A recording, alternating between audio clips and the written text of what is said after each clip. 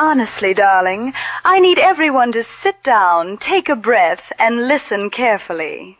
Because apparently we have reached the point where some people believe supporting a president means surrendering their brains, their principles, and apparently their dignity. Please, a president is not a king, and Congress is certainly not his personal fan club. Do try to keep up. And let us discuss racism, shall we? Racism is not an opinion. It is not a political strategy. It is not something you excuse because the person doing it has an R, a D, or any other letter beside their name. If someone is being treated differently because of the color of their skin, their ethnicity, or where they come from, you speak up, period. Honestly, this should not require a designer invitation. What fascinates me is how quickly people suddenly discover courage when the target is somebody they already dislike. But when discrimination happens to someone they support, suddenly everyone develops amnesia. How convenient. Darling, justice does not come with a favorite team jersey. Either you believe people deserve dignity, or you don't. Pick a side. And now we arrive at the rather embarrassing subject of blind loyalty. Some people defend everything a president does simply because they voted for him. Everything. The mistakes, the scandals, the cruelty, the hypocrisy. Apparently all perfectly acceptable because their candidate did it. Please, that is not loyalty. That is surrender. I have seen cheaper handbags with better judgment. And Congress? Oh, darling, we elected senators and members of Congress to represent us, not to spend their days desperately trying to please one president. They are supposed to serve the people who sent them to Washington, not behave like political courtiers competing for a seat at the royal dinner table. America elected representatives. We did not elect servants to a throne. When elected officials know something is wrong but refuse to speak because they are afraid of upsetting their political leader, that is a serious problem. When they vote based on personal loyalty instead of what is best for the people, that is a serious problem. And when they expect us to clap while they do it, oh, absolutely not. I may be wealthy, but even I know when someone is trying to sell me nonsense. Let me make something painfully simple.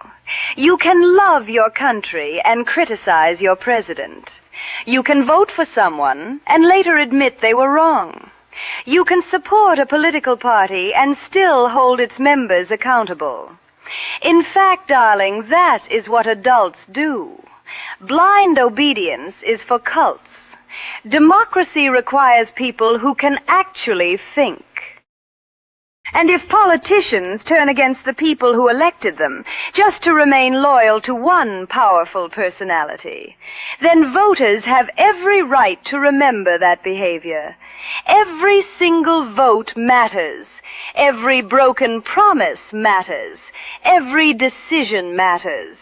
You don't owe any politician your vote forever just because they once earned it. Honestly, even my expensive shoes have to earn their place in my closet. So this November, pay attention. Look at the record. Look at the votes. Look at who stood up for ordinary people and who stood quietly in the corner hoping their political boyfriend would notice them. Look at who fought racism, corruption, abuse of power, and discrimination, and who made excuses for it. Then vote accordingly. Do try to keep up with your own democracy. And before someone tells me, "But Violet, you're being too political," darling, nonsense. When elected officials make decisions that affect people's lives, speaking about those decisions is not being dramatic. It is being responsible. Democracy does not end on election day. Democracy is watching what these people do after we give them power, and having the courage to take that power away when they abuse it. I don't care whether someone is rich or poor, black, white, Latino, Asian, immigrant or born here, gay or straight, young or old. Nobody should have to beg for basic human dignity. And nobody in government should be above accountability. Not a president, not a senator, not a member of Congress. Nobody. If you have power, you answer to the people. That, darling, is how democracy is supposed to work. So remember this. Racism should never be excused. Political loyalty should never replace your conscience. And elected officials should never forget who gave them their power. If they betray the people to protect one politician, we have a very elegant solution. Vote them out.